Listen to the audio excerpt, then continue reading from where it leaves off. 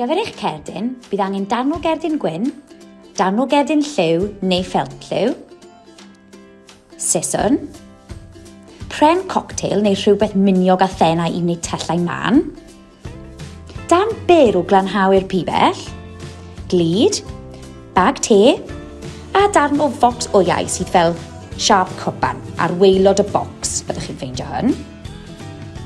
Yn gyntaf, plygwch eich cerdyn gwyn yn ei hanner. Gwasgwch ar hyd yr ochr i wneud yn gryf. Yna, gyda'ch siswrn, torrwch darn o gerdyn neu ffelt lliw maint addas i wneud cefndir ar flaen eich cerdyn. Dwi'n defnyddio ffelt porffor sydd wedi ei dorri yn barod. Bridwch ar hyd yr ochrau.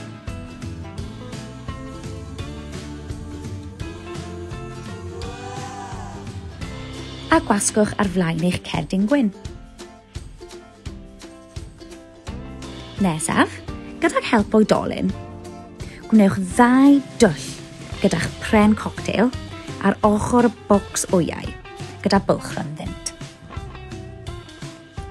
Udafwch 1 pen o'r glanhau'r pibell trwy un o'r tyllau a phlygwch y diwedd i'w wneud yn sefydlog. Gwnewch yr un peth gyda'r pen arall, udafwch trwy'r twll arall ac eto phlygwch y diwedd dros i wneud yn ddiogel. Dyma yw eich cwpan. Gludwch gefn eich cwpan a gwasgwch yn ddiogel i wneud yn siŵr bod yn aros yn ei le.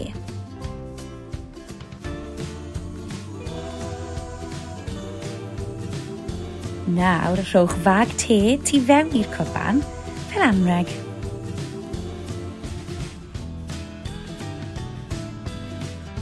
Yn olaf, mae'n amser i addurno'ch cerdyn.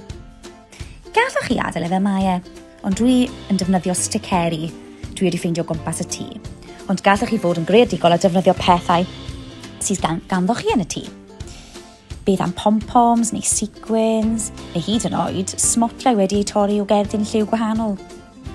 Mae'r posibiliadau yn ddi-ddiwedd. A dyma yw eich cerdyn. Diolch am wylio, mwynhewch, hwyl fawr.